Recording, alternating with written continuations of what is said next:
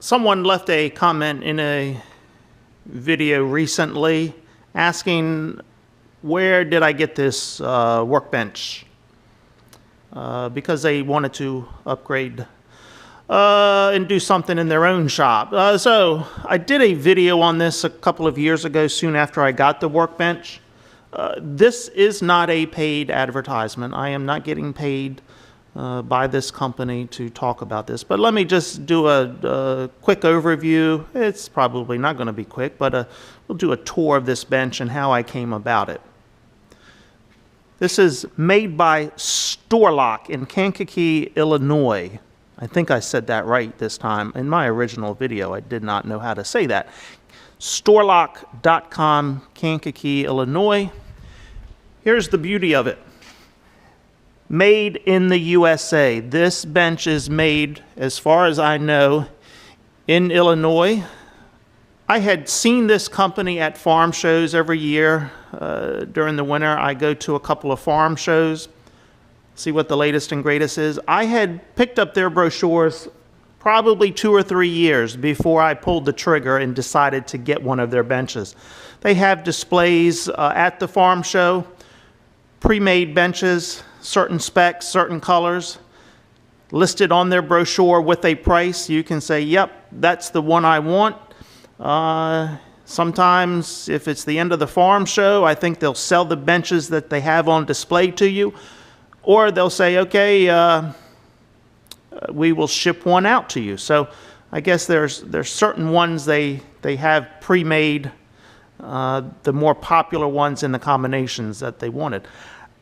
What they had on their brochures, what they had on display really did not fit my needs.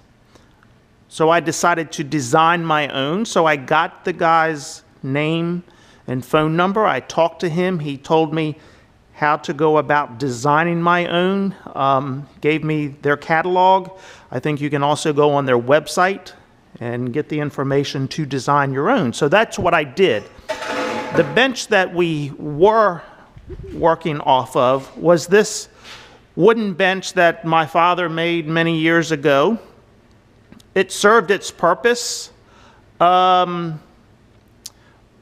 we were outgrowing it. One of the problems we had, this is just a Formica countertop. It's something that he got on a job site somewhere that was left over. He used to do carpentry work.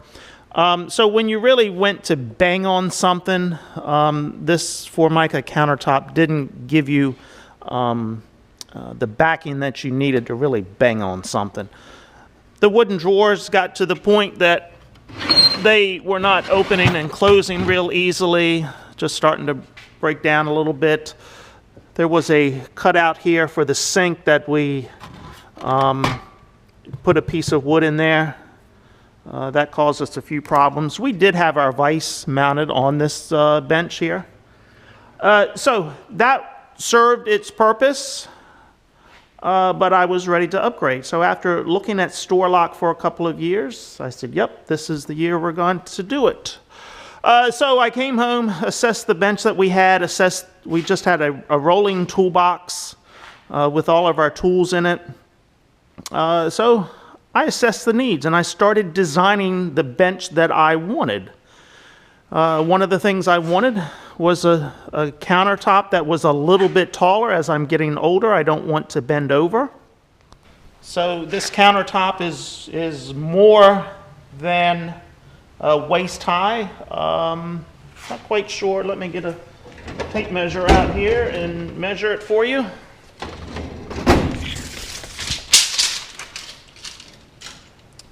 So without wheels on this bench, it is almost 44 inches in height.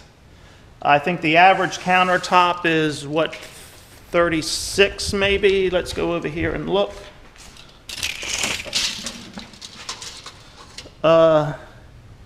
Yes, 36. So we went to 44 inches, an additional 8 inches in height.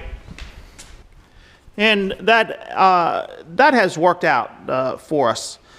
I think this is a 12-foot bench, or is it longer than that? I'm not sure now. Let's Let's take a look here.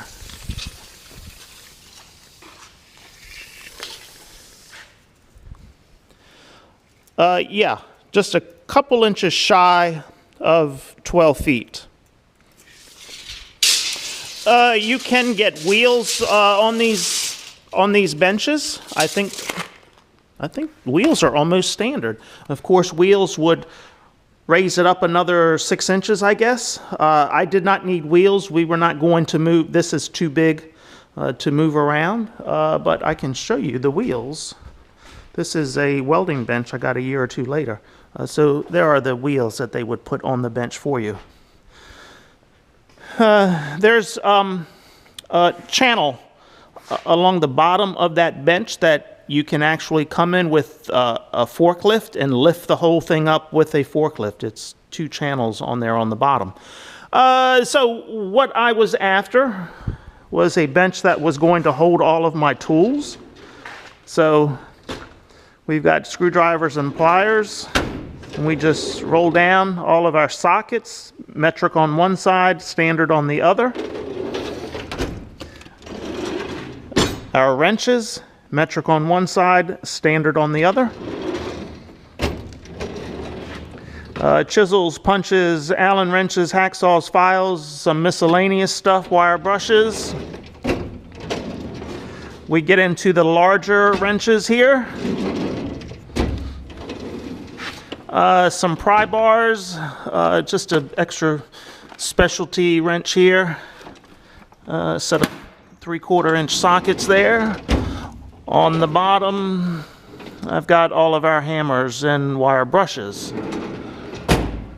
I have all of these, I had labeled all of these, but the label that I used, the label maker I used is a laser label maker, and so the names have worn from the light, so it is difficult to see those labels. I'll have to come back and do something else, but you can kind of see here the labels, how I had them labeled. So in this next section, our bolts. So what I went with on this was the metal dividers.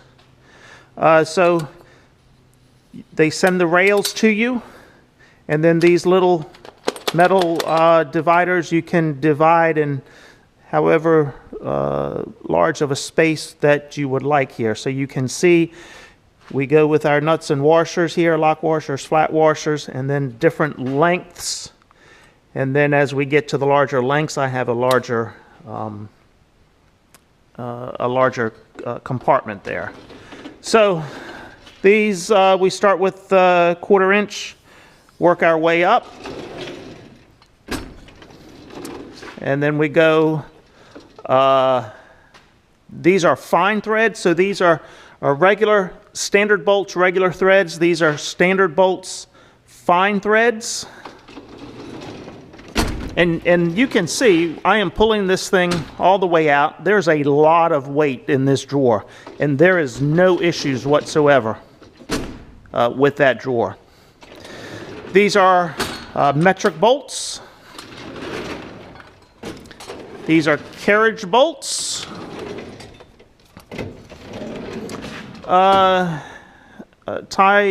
Cable ties, tape, electrical tape, Teflon tape, all of the gasket maker material. Hey, look at that. An empty drawer.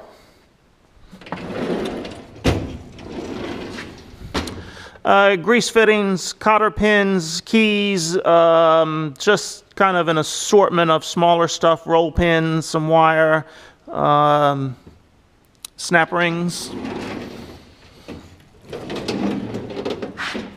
All of our hitch stuff, receivers, pins, chain links.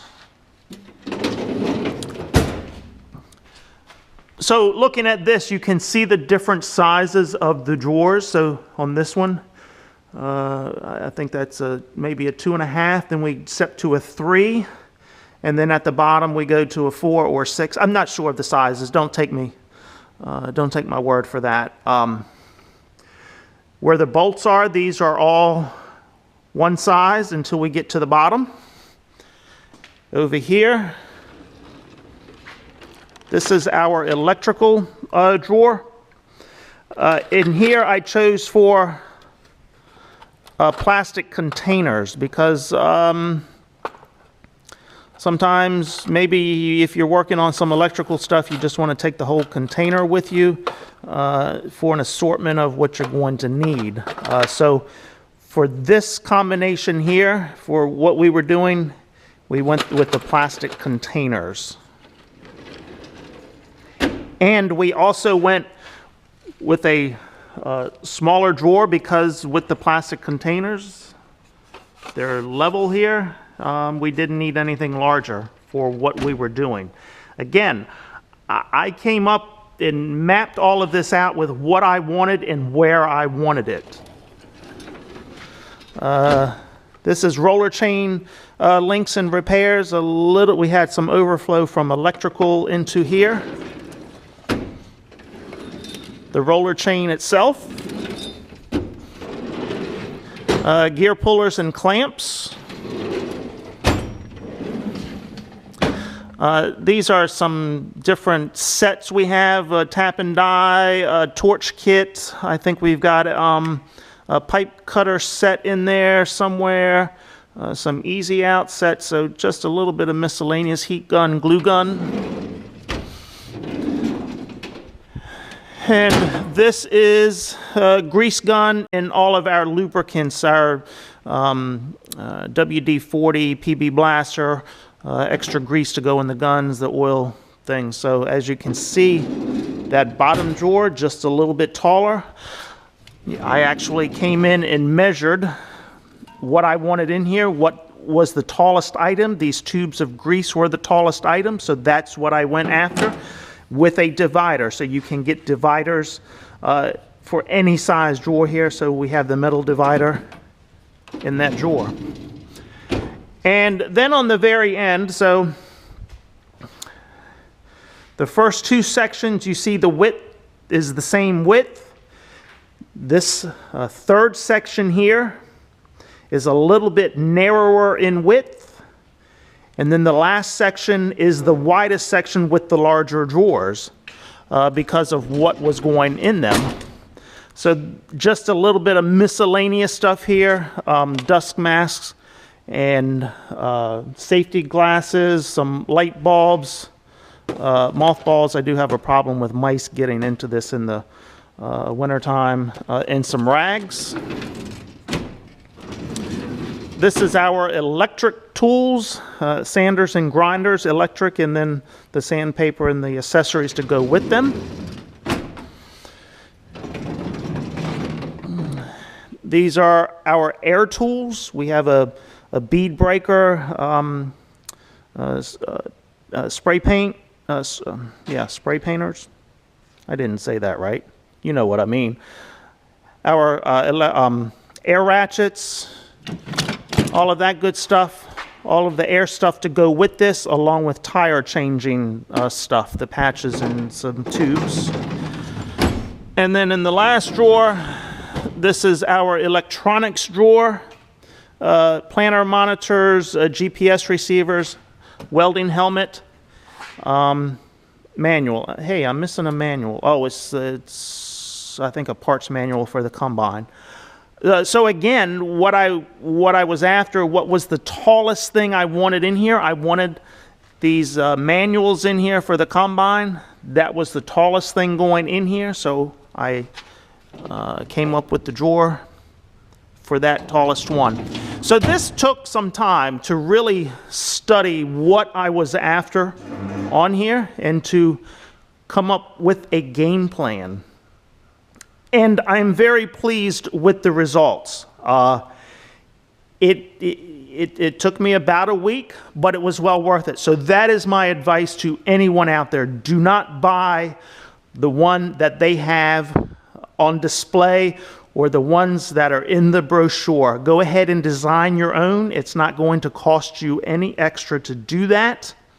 I think I had this in, I think it was about 4 weeks from the time I ordered it until the time it was delivered. They delivered it right here to the farm.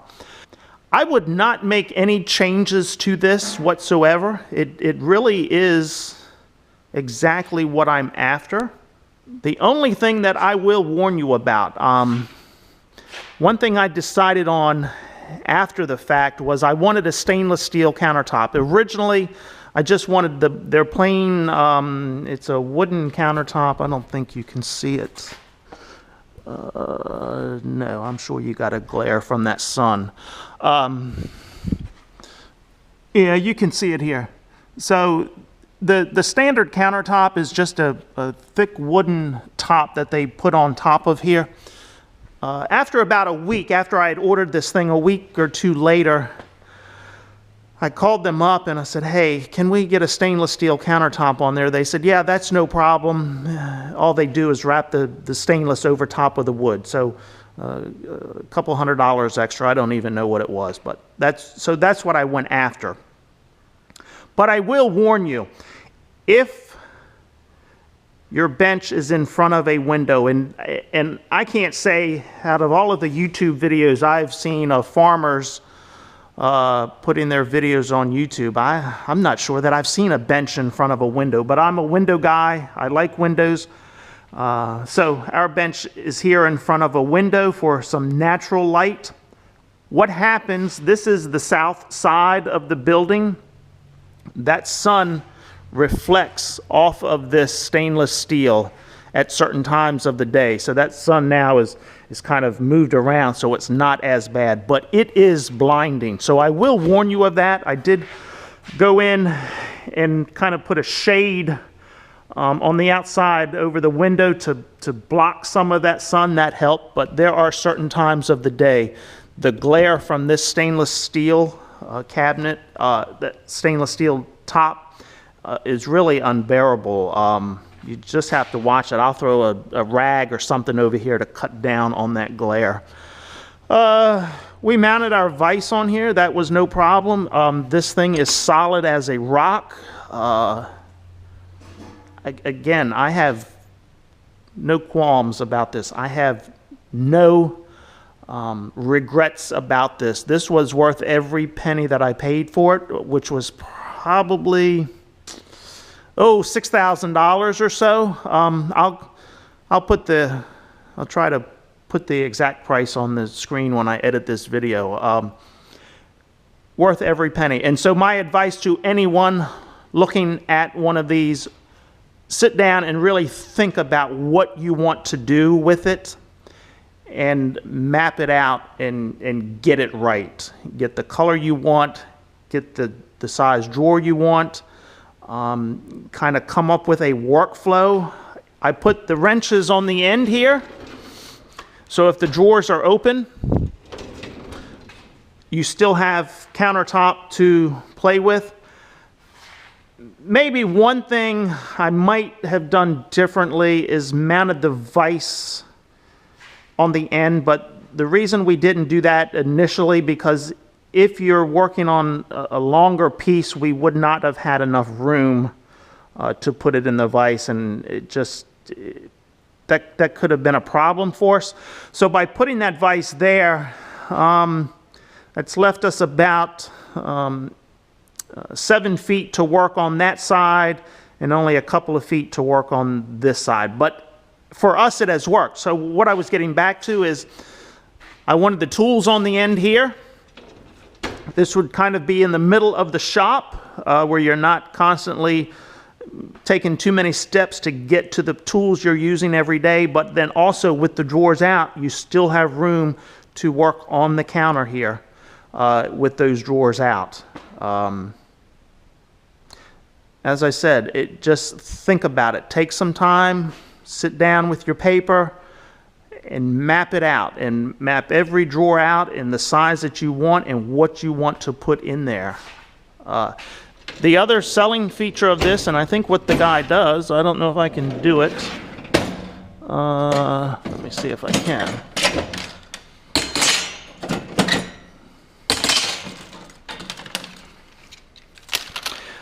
So I think these drawers are supposed to hold up to 400 pounds. So What the guy does to get your attention at these farm shows is he will stand in the drawer, and that will make you say, hey, whoa. So let me set the camera down here and go stand in the drawer.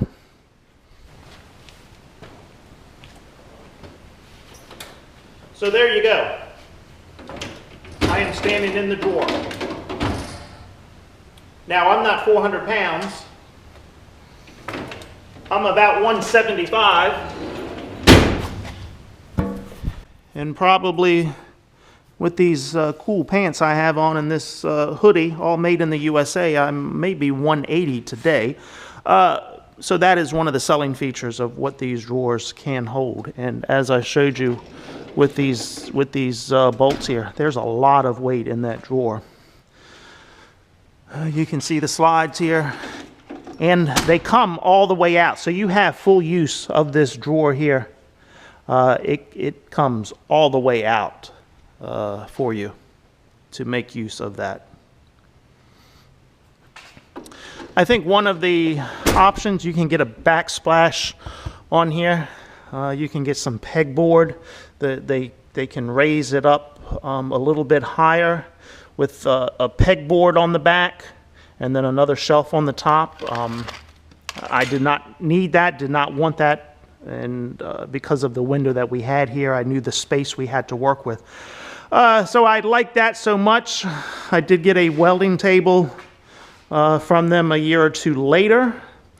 I think the next piece I am going to add, all of those bolts we had in a wooden bin that my father had made, that was along that wall where that welding bench is. So we eliminated that. I would like to eliminate this here. We've still got some oddball stuff here, some screws and nails, and just a little bit of oddball stuff. So I think what I'm going to do is order another cabinet just for bolts and that oddball stuff. All I'm going to need is kind of one section here, and probably for it to go about 6 feet tall. And then what I'll do is transfer these 4 drawers of bolts into the new cabinet. That new cabinet will sit there, and then transfer all of that into the new cabinet. And then that will give me space here. For what I'm finding is specialty tools. It's hard to pull out the specialty tools out of those drawers when they're mixed in with your regular tools. So I think I can fill those drawers up with specialty tools. So I think that's going to be this winter's goal when I go to the farm shows. Talk to the salesman again, and get another cabinet here just for the nuts and bolts. So I hope that helped. I know I rambled on a little bit there, went a little long, but this is well worth the money. I have a friend that had a snap-on cabinet, not nearly this size, just a smaller roll-away toolbox snap-on, and so we were comparing his snap-on roll-away to this, and he was pleased with the quality here. It was just as good as snap-on. In fact, I believe the salesman told me they make some stuff for snap-on. I'm not sure. I don't know. For some reason, I want to say that. But and I think my cabinet, looking at it cost-wise, was cheaper than anything you could buy from Snap-on. I've seen some things from Snap-on for $20,000, and yeah, this was not nearly that much. So okay, that's enough rambling. Stor-Loc.com, Kankakee, Illinois. Storloc. I'm not sure if the dash is in there, but you can look them up. Stor-Loc, and your mileage may vary. Good luck. Okay, you know what time it is. Yep, it's well, it's colder now, so it's not margarita time. It's red wine time. So I think I am headed home and put my feet up and get a glass of red wine. All right. See ya.